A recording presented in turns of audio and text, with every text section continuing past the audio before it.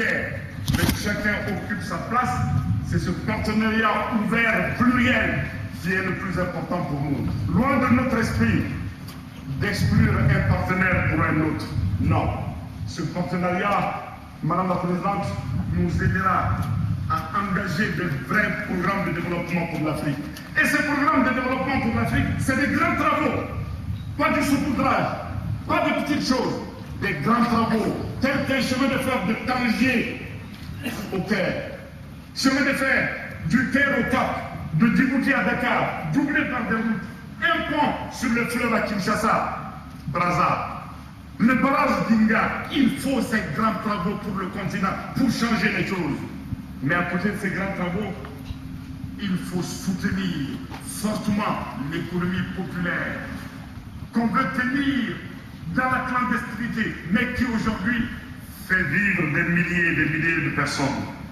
Voilà beaucoup de nos atouts. L'Afrique aujourd'hui doit être un devoir d'humanité. Madame la Présidente, nous avons tous les atouts pour ça. Nous sommes un continent riche, malheureusement plein de pauvres. Riche parce que 30% des ressources minérales du monde sont en Afrique. 14% des terres arabes sont en Afrique. L'Afrique constitue le deuxième poumon du monde. En Afrique, nous avons un patrimoine culturel inestimable, le plus grand patrimoine linguistique du monde, avec 1600 langues, avec tant de richesses, Madame la Présidente, et un grand pays.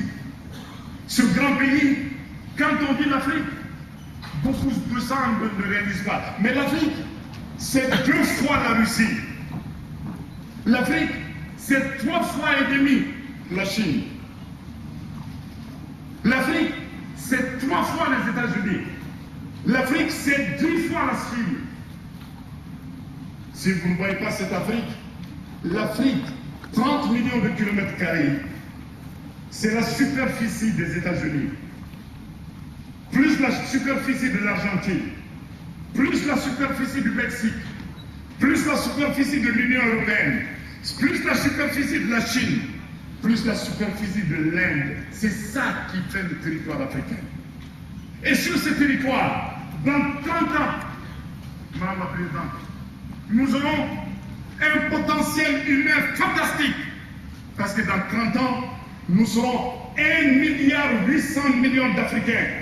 Malgré la baisse qui pourrait être occasionnée par la pandémie du sida.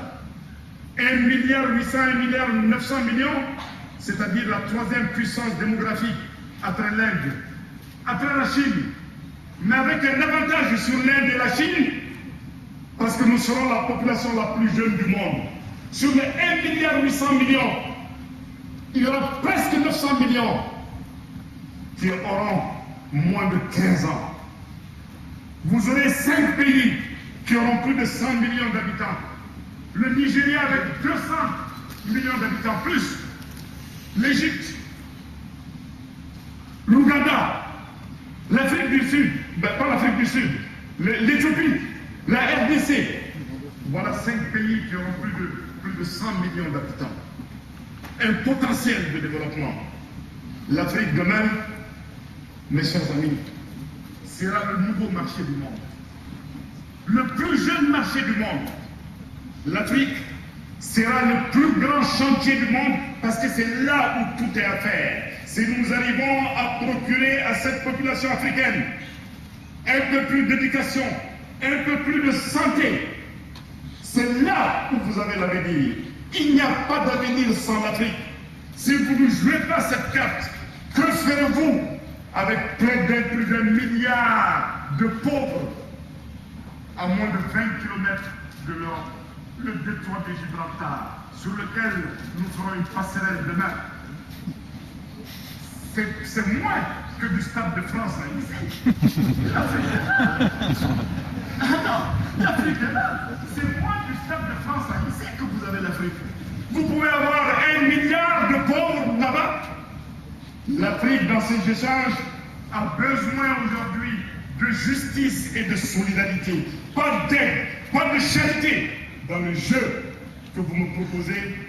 Voilà Madame la Présidente, les termes dans lesquels nous entendons entrer dans ce jeu. Et s'il y a une carte à jouer, jouez la carte de l'Afrique. Vous ne perdrez pas. Et nous gagnerons ensemble. Et merci beaucoup et plein succès à votre 9e